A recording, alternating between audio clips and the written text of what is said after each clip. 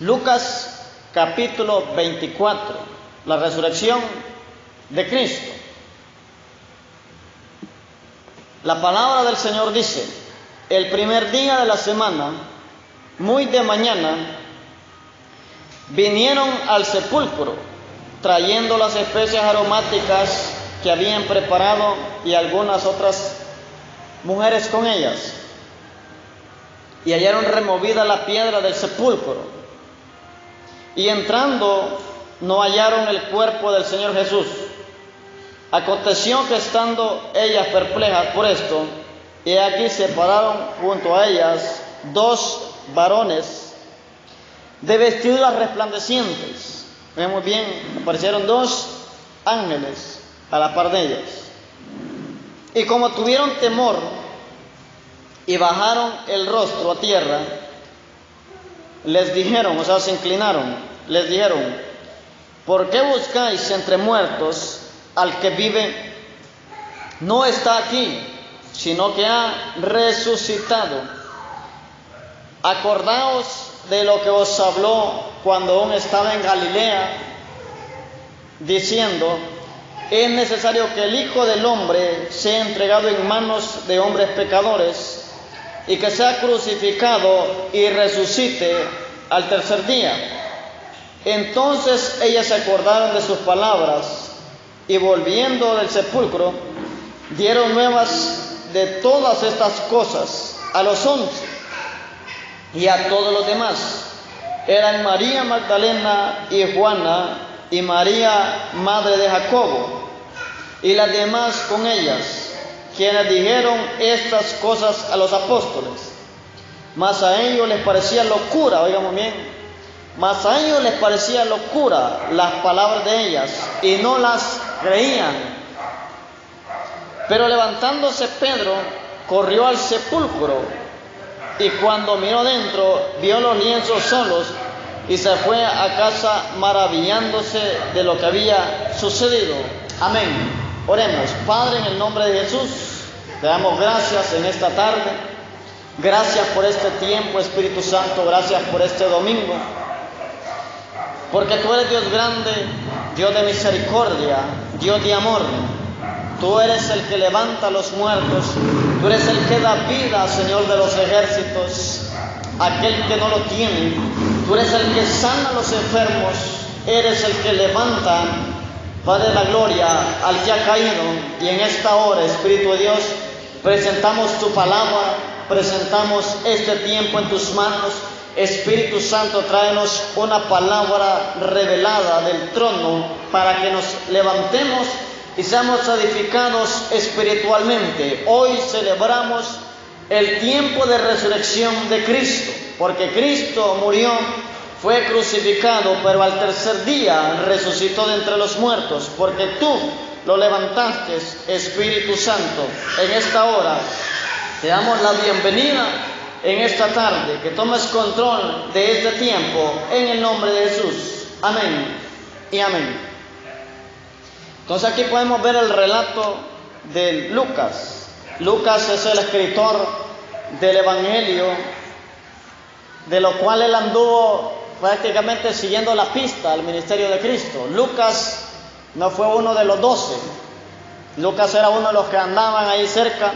La profesión de Lucas era médico, pero podemos maravillarnos ahí que la mayoría de médicos, aunque no todos, pero hay médicos que son ateos y prácticamente hay otros médicos que dudan de los milagros. Siempre buscan una razón lógica, y los milagros no tienen lógica. Si le aplicamos la razón a la Biblia, jamás le vamos a entender. Si le buscamos métodos científicos a la Biblia, lo que podemos hacer es que vamos a tratar de inventar algo, una teoría. Y la Biblia no es una teoría inventada por hombres, sino que es algo revelado por el Espíritu Santo. La Biblia dice que los santos hombres de Dios fueron inspirados por el Espíritu Santo. Pero hay una palabra clave ahí que dice que los santos hombres de Dios, no dice los hombres de Dios, sino que dice los santos hombres de Dios fueron inspirados. O sea, tuvieron la revelación del Espíritu de Dios para escribir lo que hoy estamos leyendo. Y Lucas era uno de ellos. Lucas fue uno de los que estuvo en el libro, escribiendo el libro del tercer evangelio. Y podemos ver que Jesús estaba prácticamente en la vida de Lucas, porque él se interesó por Jesús, todo el ministerio de Cristo, y escribió el primer tratado llamado el Evangelio de Lucas. Podemos ver el libro de los Hechos, que dice la palabra de Dios que él se dedicó diligentemente a conocer el ministerio de Cristo, los hechos y las cosas que Jesús hacía y enseñaba. Y podemos ver que el libro de los Hechos también fue escrito por Lucas, al igual que el libro de Hechos es un libro que habla de la sobrenaturalidad de los apóstoles, del poder por el cual Dios utilizó a los apóstoles, en el caso de Pedro, en el caso de Pablo, en el caso de Felipe, que era un evangelista. Dice que hasta los brujos iban a entregar sus libros y los quemaban cuando Lucas hacía campañas. O sea, donde vemos la mano de Dios, cuando a Pablo lo picó una serpiente, vemos que él metió en el fuego, la puso cerca del fuego y la sacudió y creían que era un dios porque no se había muerto. O sea, era porque Dios estaba con ellos. De ahí viene Pedro y dice que los enfermos los sacaban a las orillas para que aunque sea la sombra pasara. Y entonces los enfermos se sanaban con la sombra de Pedro. Con la sombra de Pedro eran sanos los enfermos. Pedro y Juan iban al templo y estaba aquel que pedía ahí y estaba queriendo recibir limosna. Y yo dije, nosotros no tenemos dinero, pero tenemos el poder de Dios. Entonces le dijo, en nombre de Jesús de Nazaret, levántate y anda. Entonces el poder que nosotros tenemos hoy a disposición es el poder de la resurrección de Cristo. Porque los apóstoles se movieron en dos dimensiones, con Cristo vivo y con Cristo resucitado, no un Cristo muerto. O sea, Jesús prácticamente murió pero resucitó. Murió una vez y resucitó una vez para siempre. Todos los hombres de la Biblia que murieron, al igual que niños que fueron resucitados, volvieron a morir. Jesucristo es el único hombre que resucitó una vez y vivirá por los siglos de los siglos. Ese es el único. Entonces ellos tuvieron el poder de echar fuera demonios, tuvieron la autoridad de sanar a los enfermos, tuvieron a disposición ver el movimiento profético y apostólico de Jesús. Pudieron ver cómo podían sacar dinero de la boca de un pez, pudieron ver que la comida se multiplicaba, que sobraba en vez de faltar, y pudieron ver muchas dimensiones del Espíritu Santo moviéndose a través de Jesús. Jesús fue bautizado a los 30 años, el Espíritu de Dios descendió sobre Cristo. Desde ese momento empezó su ministerio con poder y le empezó con gloria, pero antes el Señor lo mandó al desierto. Fue lleno del poder de Dios en el desierto y también volvió en el poder del Espíritu Santo. Entonces, para el desierto necesito el poder, necesito la unción. Y después del desierto se me aumenta algo más que poder, es que hay una dimensión de autoridad mayor. La fe y la autoridad van ligadas. ¿Por qué cree que uno les enseña al pueblo a saber hablar? Porque las palabras llevan una dimensión de fe, aunque no lo crea. O sea, toda palabra lleva una pizca de fe, una pizca de duda. O lo podemos hablar de esta manera: lleva una fe positiva o una fe negativa. La fe positiva es que usted cree que Dios lo va a sanar, que usted cree que Dios lo va a liberar y que usted cree que Dios va a levantar su familia. La fe negativa es que usted no cree, o sea, está creyendo lo malo. Usted cree que no lo va a sanar. Usted cree que es un fracasado, o sea, una fe en el ámbito negativo. Pero Jesús se levantó en el poder del Espíritu Santo, estuvo en el desierto, ahí volvió con mayor fe y con una dimensión de autoridad, porque la autoridad está en sus palabras, en lo que usted habla, en lo que usted dice, porque todo lo que tiene que ver con autoridad tiene que ser con órdenes, dar órdenes, delegar, presidir. Eso es autoridad. Entonces, si no tenemos nosotros un nivel de autoridad mayor, es porque nuestra fe necesita crecer. La fe y la autoridad van unidas. Entonces, usted tiene autoridad sobre los enfermos, tiene que tener fe para que los enfermos sanen. tiene autoridad sobre los demonios, debo tener fe. ¿Y qué tal si no sale de la gente? En el nombre de Jesús, sí, pero por dentro si no sale. Entonces sale usted. Fe y autoridad. Jesucristo se movió de una manera sorprendente en la tierra. La gente lo tomaba por profeta, la gente lo tomaba como Jeremías, otro como Elías, pero pocos lo trataron como lo que es, como hijo de Dios. Ahora usted, la pregunta sería ¿quién es Cristo para usted? ¿El Hijo de Dios? ¿Un profeta más? Usted debe estar seguro de a quién sirve, debe estar seguro en quién cree. Para muchos Jesús es un profeta más. Para muchos, Jesús es un hombre común y corriente, pero prácticamente para nosotros Jesús es el Hijo de Dios y es Dios mismo en esencia. Es uno solo con el Padre. Pero Jesucristo se entregó por nosotros y el profeta Isaías dijo que fue llevado como oveja. No fue llevado como cabro. No, cabro había saltado, era una patada y se hubiera ido.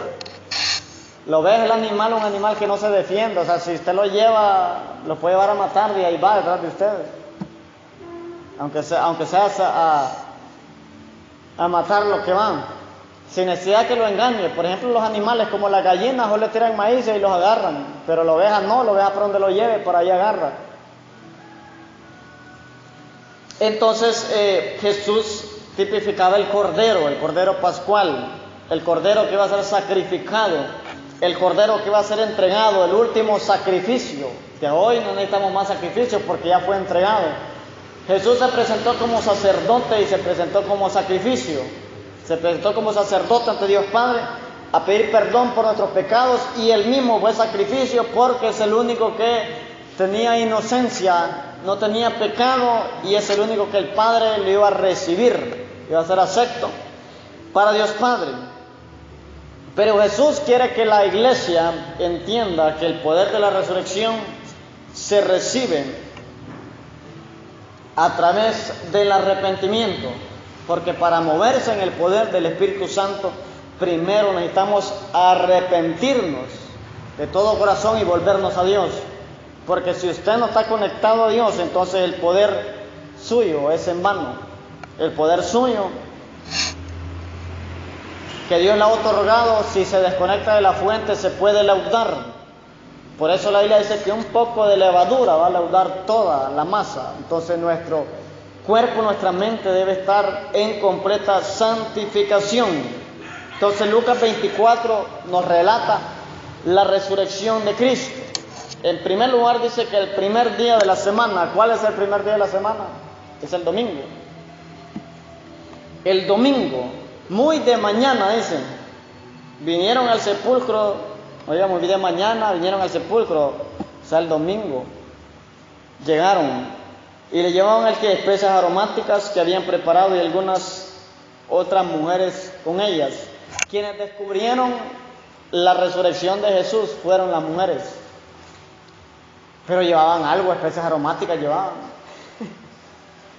Ahora, ¿a qué me refiero esto? Si las mujeres a un muerto le dan especias aromáticas, imagínense ya un vivo, ¿qué no se le puede dar? ¿Qué no se le puede entregar al Cristo vivo? O sea, no, el Cristo ya está muerto, ¿para qué ofrendar que esto y lo otro? Si estas mujeres llevaban algo para preparar su cuerpo, para que la tumba no tuviera mal olor, entre comillas, porque Jesucristo iba a resucitar. Entonces llevaban especias aromáticas para que el sepulcro cambiara la atmósfera de un Cristo prácticamente muerto. Pero Jesús ya se había levantado. Eso significa que cuando usted ve las cosas que ya están a punto de morir, Jesucristo ya se ha levantado a su favor. Jesucristo va delante de usted. Por eso el profeta dijo, mas Dios va delante de mí como poderoso gigante. Usted ve frustrado, ve los fracasos, ve la decepción, ve el problema, pero Cristo ya se levantó porque Cristo ya tiene soluciones. Aquellos fueron a ver al sepulcro a un Cristo muerto, pero Jesucristo ya se había levantado porque había perdonado nuestros pecados. Desde el momento que Jesús resucitó, ya nuestros pecados ya están perdonados. ¿Cuántos pecados ha cometido usted? Lleva diario. Escriba un diario y ponga el diario del pecador. O de la pecadora, como decíamos el jueves. Nosotros pecamos de todas maneras, con gestos, acciones, pensamientos. Por eso nosotros reprendemos hasta los malos pensamientos. Hasta los malos pensamientos. Imágenes que pueden salir por televisión, imágenes que pueden salir por internet. Hay muchas maneras de las cuales la gente puede pecar, pero para eso murió Jesucristo, para perdonarnos. Les decía el jueves que por eso se le puso una corona de espinas a Cristo, porque ahí atamos nuestros pensamientos, porque nuestra mentalidad estaba en maldición, solo pensaba en lo malo, el pecado, la carne, vicios y de toda corrupción que se podía levantar en nuestra mente. Jesucristo llevó una corona de espinas, según los romanos era para hacerle parecer el rey de los judíos, pero proféticamente simbolizaba que aún nuestros pensamientos estaban clavados en la cruz, porque el mismo Jesús dijo que en el corazón era donde abundaban los homicidios, los adulterios, las fornicaciones, los malos pensamientos. Ahí, en el corazón, estaba todo lo malo, pero Cristo llevó sobre su cabeza, prácticamente hasta su rostro fue atado, ¿no? En sus pensamientos. O sea, si a usted le duele la cabeza, usted no le va a dar deseo de a veces ni de ver televisión. O sea, su vista cambia porque su cerebro está enfocado en el dolor. Puede pasar lo que sea, la comida que sea y todo, pero a usted le duele la cabeza, que a mí me duele la cabeza. A mí no me anda enseñando nada, ahorita lo quiero dormir. Entonces Jesús tuvo una corona de espinas. Y Jesús lo que llevó, o sea, el pecado necesitaba ser castigado. Y el origen del pecado está en el pensamiento. Entonces necesitaba la mente, o sea, el cerebro, la cabeza literal de Jesús, física de Jesús, necesitaba estar clavada también. Necesitaba recibir un castigo. Y el castigo fue la corona de espinas. Sobre sus manos, sobre sus pies, o sea, todo el cuerpo de Cristo fue prácticamente azotado por las condiciones de que todo nuestro ser está en completa santidad por medio del Espíritu Santo. Número 1, las espaldas de Jesús fueron perforadas, laceradas por los látigos y por los metales que llevaban los látigos y los huesos. ¿Por qué? Porque aún tenemos hoy el poder de la sangre de Jesús para romper toda maldición. La espalda significa pasado, significa generaciones de atrás, significa algo que lo puede perseguir. Entonces, las maldiciones generacionales que pueden levantar en su familia o algo, ahí están las llagas de Cristo, en sus espaldas, con los látigos, fueron arrancadas, fueron canceladas, fueron castigadas. Recibió en sus manos, recibió también clavos, donde todo lo que hoy extendemos tiene que ser para bendición, no tiene que ser para maldición. Sobre los pies, nuestro caminar debe ser como el Cristo resucitado, un caminar santo. Lo que entregamos con nuestras manos tiene que ser justo. Lo que hacemos con nuestro ser, con nuestros pensamientos, hoy ya hay un cambio diferente. Y el siguiente, hasta sus costillas, fue traspasada. O sea, todo el cuerpo de Cristo fue castigado por el pecado. O sea, la Biblia dice que Jesús se hizo el ¿qué? Pecado. O sea, prácticamente Jesús, desde la cabeza a los pies, era visto como pecado. Entonces por eso fue castigado de esa manera.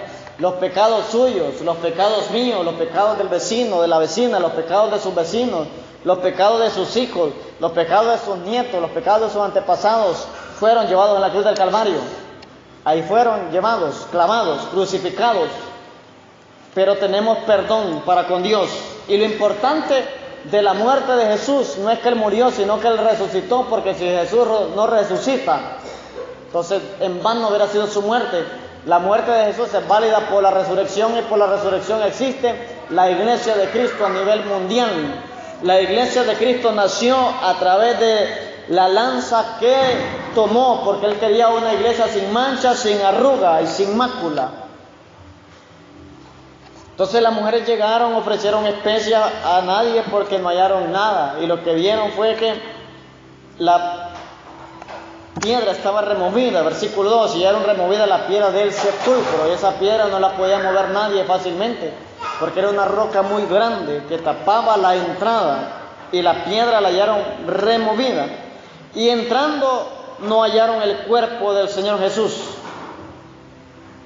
Para muchos hasta el día de hoy el cuerpo de Cristo fue robado, porque los romanos, y eso no es lo que nos pasa a nosotros los cristianos, los romanos estaban pendientes, hasta guardia le pusieron para que no se robaran el cuerpo, porque había una profecía de que Jesús iba a resucitar, y como le tenían temor para que no quitara el gobierno humano, pero él mismo había dicho que el gobierno de él no era del mundo, entonces lo que hicieron fue que le pusieron guardias, y hasta los guardias conocieron que Jesús resucitó. Entonces ellos tenían temor de la resurrección, por eso pusieron guardias.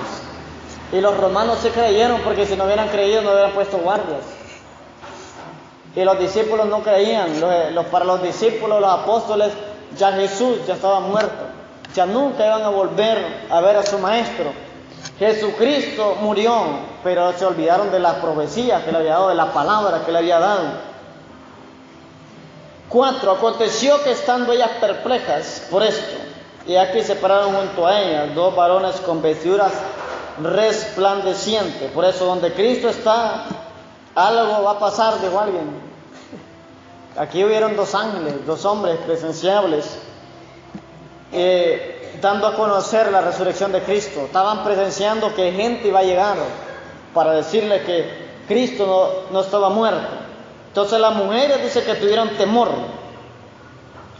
y bajaron el rostro a tierra, o sea, hubo reverencia.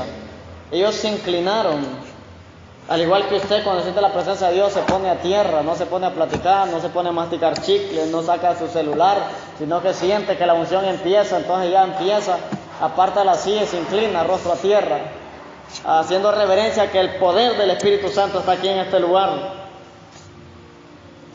Y le dijeron: ¿por qué buscáis entre muertos al que vive ahora? ¿Quién está buscando usted? ¿A un Cristo vivo o a un Cristo muerto?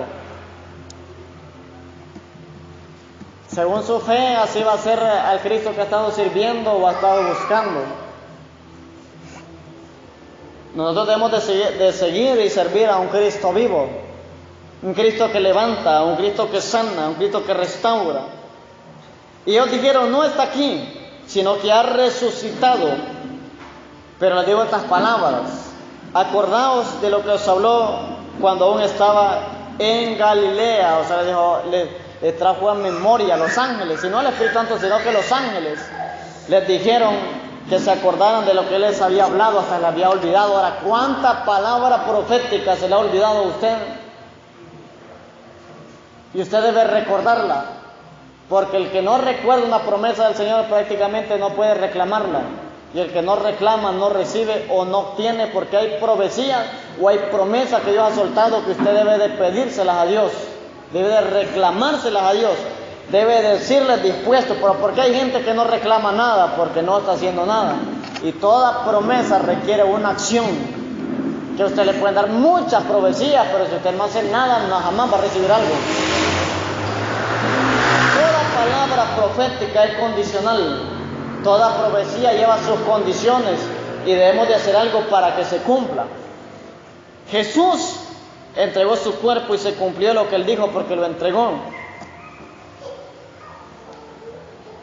diciendo: es necesario que el Hijo del Hombre sea entregado en manos de hombres pecadores y que sea crucificado y resucite al tercer día. Ese era el día de Cristo. Entonces, ¿qué necesitamos hoy? Necesitamos una iglesia del tercer día, una iglesia de resurrección, una iglesia de levantamiento. Necesitamos hombres de tercer día, pero están hombres como el primer Adán y no como el segundo Adán. Si Cristo resucitó, debemos de reflejar a un Cristo resucitado. Si Cristo se levantó de los muertos, pues la gente debe estar activada. Eso es lo que Dios quiere. O sea, la gente no puede venir con una gran pereza, congregarse, agostezando, yendo hoy no quiero ir. La gente debe estar activada porque está sirviendo a un Cristo vivo, a un Cristo resucitado, a un Cristo que se levantó. Usted debe de servirle con más fervor porque sus pecados ya fueron perdonados, porque el día que Cristo venga usted se va con Él, porque nuestro nombre está en el libro de la vida. Eso es lo más importante, que su nombre esté inscrito en el libro de la vida. No importa cuántos cuadros de honor tenga de la escuela, de la universidad, si es de primer grado hasta el último titulado de médico, salió con excelencia académica, pero si no tiene a Cristo está aplazado. Necesitamos tener excelencia con Dios, esmerarnos por las cosas de Dios, porque lo más importante es donde nuestro nombre está escrito, y nuestro nombre está escrito en el libro de la vida. Fue borrado del libro de la muerte. Satanás tiene un libro, el libro de la muerte. Dios tiene un libro llamado el libro de la vida, y es ahí donde está nuestro nombre. Yo no sé si usted está seguro si el nombre suyo está escrito en el libro de la vida o todavía está dudando. Y si no, venga, repita la oración de fe conmigo para que sea escrito ahorita. O piensa que ya lo borró. O piensa que ya la página ya se va a romper porque se lo borrando, ahí mismo pasa. Ahí todo gastado está el renglón, ahí. Y vuelve a escribir, lo vuelve a borrar.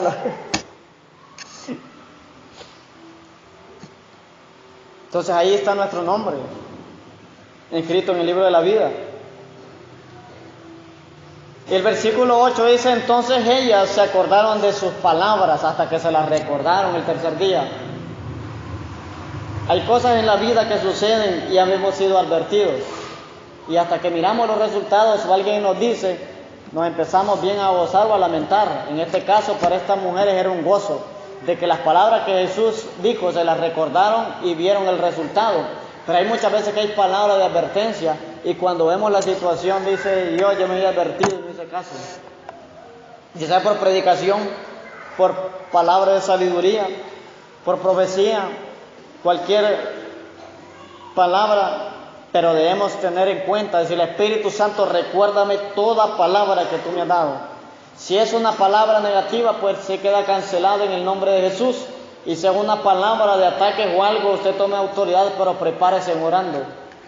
La cancelo en nombre de Jesús de acostado en la cama. La cancelo en nombre de Jesús de viendo tele. Muchas veces por eso el enemigo nos lleva ventajas.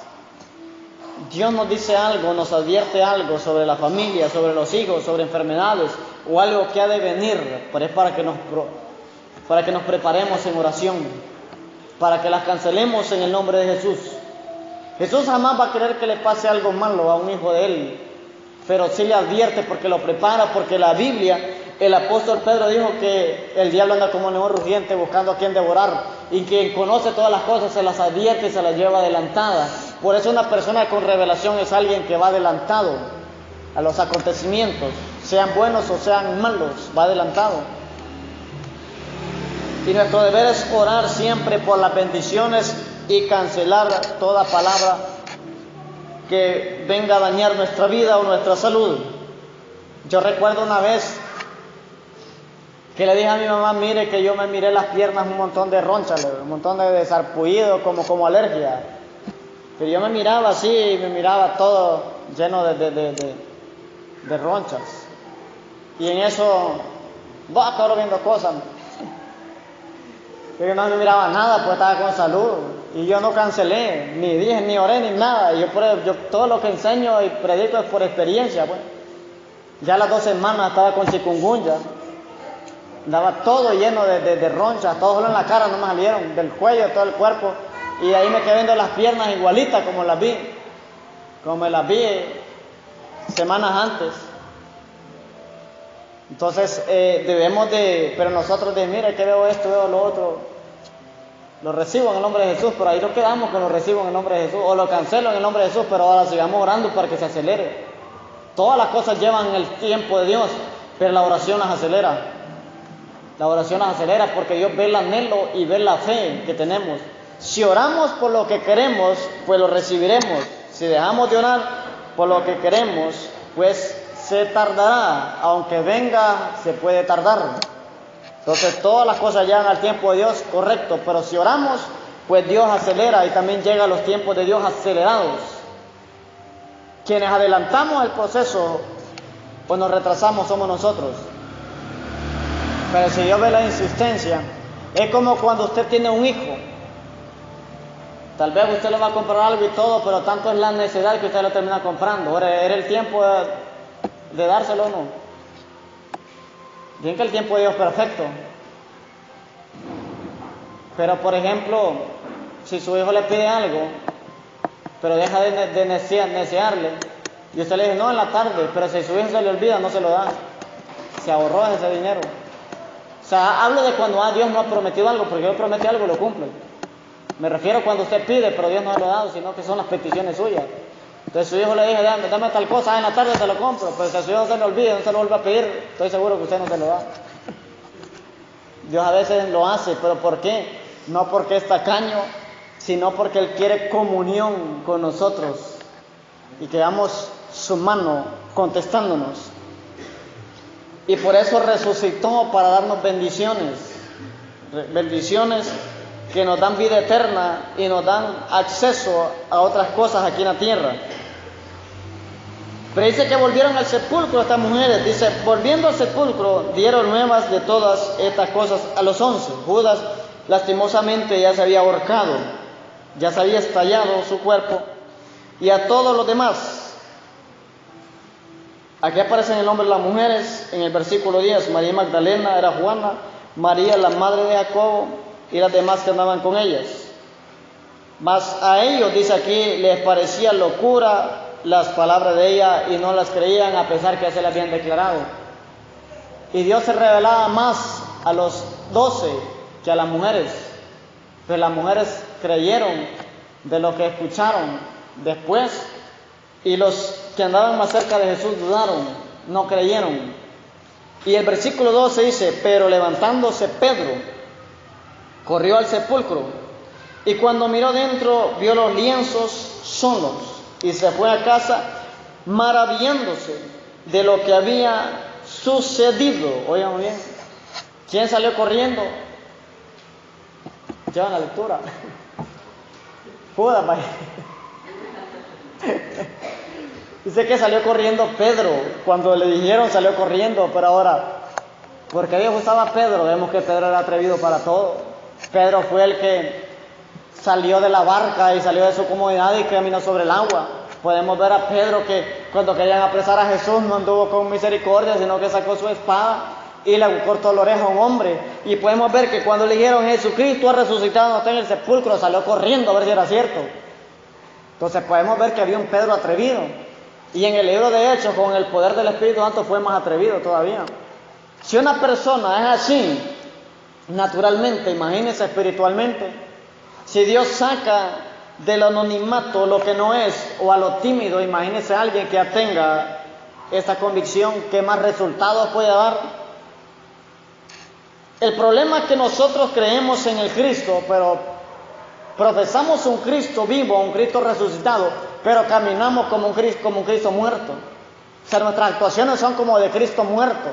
Las iglesias deben haber bastante júbilo, debe haber bastante gozo, debe haber bastante fervor a la manera de adorar, a la manera de alabar el nombre de Cristo, porque la adoración y la alabanza es individual, aunque estemos colectivamente.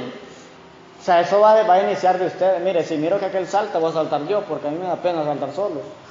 Si miro que aquel aplaude, yo aplaudo, porque a mí no me gusta estar aplaudiendo a mí solo. Si mira que aquel danza, pues yo danzo, porque así es la cosa. No, en Cristo somos adoradores en espíritu y en verdad individualmente, aunque estemos unidos, pero su adoración y su alabanza debe de inyectar el fuego en otros, debe de encender a otros, debe de vivificar a otros, porque a quien estamos alabando y adorando es a un Cristo resucitado.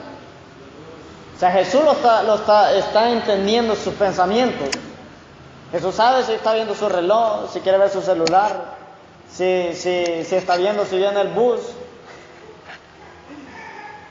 Jesús sabe todo, pero lo importante es que usted sepa que Él está vivo. A mí no sé, aquí nadie me mira, puede hacer esto, Jesús está vivo. Jesús no está muerto, Jesús está vivo. Donde quiera que se meta, ahí está Cristo, porque hoy es omnipresente por medio del Espíritu Santo.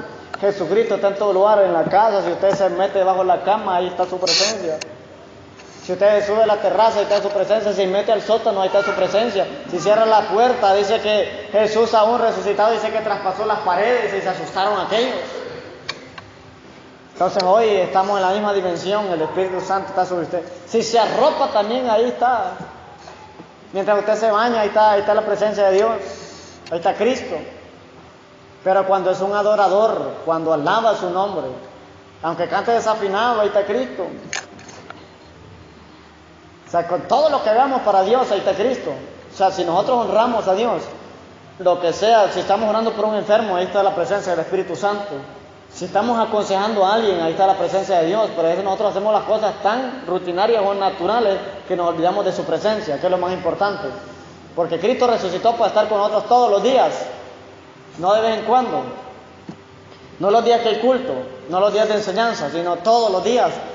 Toda esta Semana Santa, si usted se tiró ahí en la playa, se tiró en un río, en una poza, en la pila, compró una pila, una piscina inflable, ahí estaba la presencia de Cristo. Ahí estaba la presencia de Dios. O sea, el hecho que no hayamos venido a la iglesia por esos días no significa que Dios se ha alejado de usted, anda más cerca, porque el Padre, para que no se ahogue su hijo, y que tenga 40 años, 50, el Padre siempre anda pendiente de sus hijos, entonces Dios también es igual, anda pendiente de nosotros. Entonces Jesús resucitó y ese nos ha dado poder, nos ha dado autoridad, y la dimensión de nosotros es mayor que la de los apóstoles. Pero necesitamos más fe, decir, maestro, aumentanos la fe. Jesús, llénanos de tu fe, de tu presencia, de tu poder.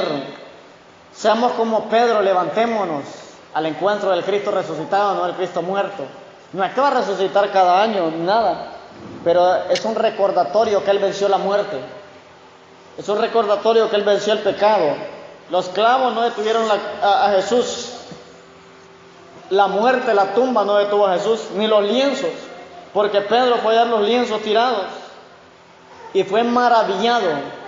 Entonces ellos, en el libro de los Hechos, la dimensión de los apóstoles fue mayor porque vieron el poder de Cristo resucitado. Si ellos vieron la dimensión del Cristo terrenal en el ministerio de 3 años y medio, pues su fe fue acrecentada, su palabra fue acrecentada, su nivel de percepción espiritual fue aumentado, porque Jesús también venció la muerte. Jesús venció la muerte. Y entonces Jesús hoy está a la diestra de Dios Padre. Ha dejado al Espíritu Santo. Busque Lucas 24, verso 50. Lucas 24, versículo 50. Con esto voy cerrando. Jesús está en el cielo, a la diestra de Dios Padre.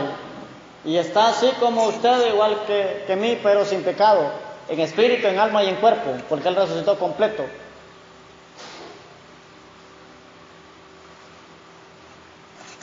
Lucas 24, 50.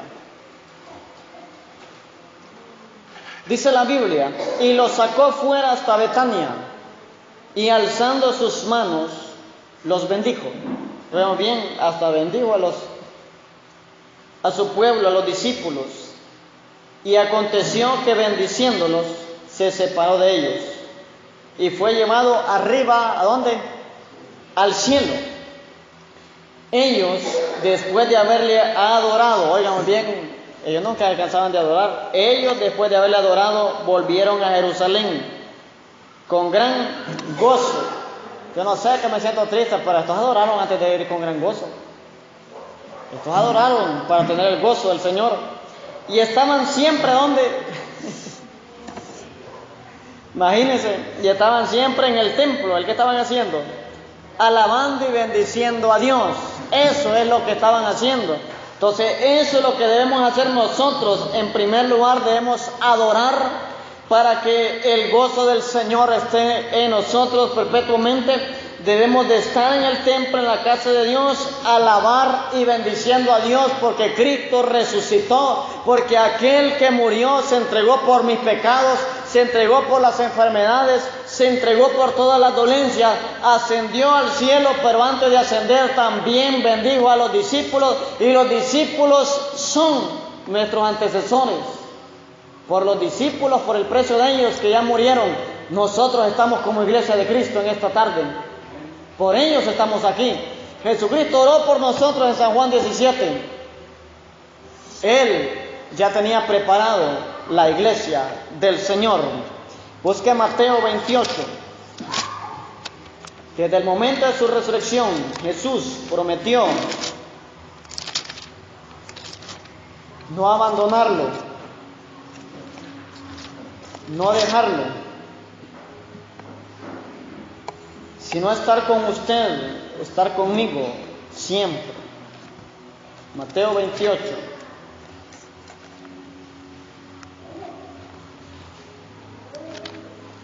Usted no está solo, el Señor está con usted. Ha tenido problemas, el Señor está con usted, porque Jesús no está muerto. Jesús está con usted. Dios es grande. Dios está manifestándose en este tiempo por medio del Espíritu Santo.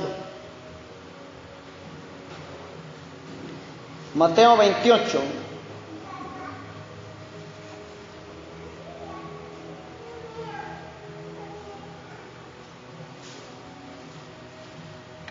Dice la palabra del Señor. 28.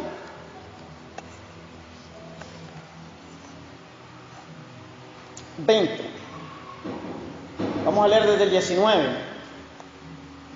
Un muerto no le va a decir esto, sino un vivo.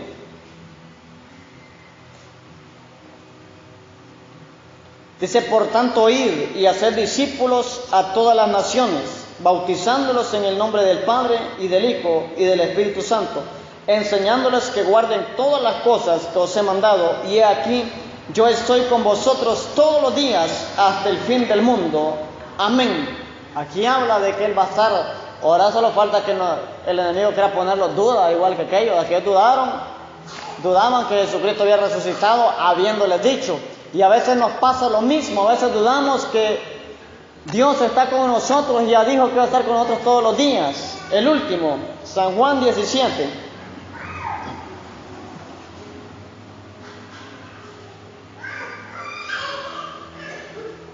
Jesucristo está con nosotros. Jesucristo se levantó de los muertos. Jesucristo es nuestro descanso.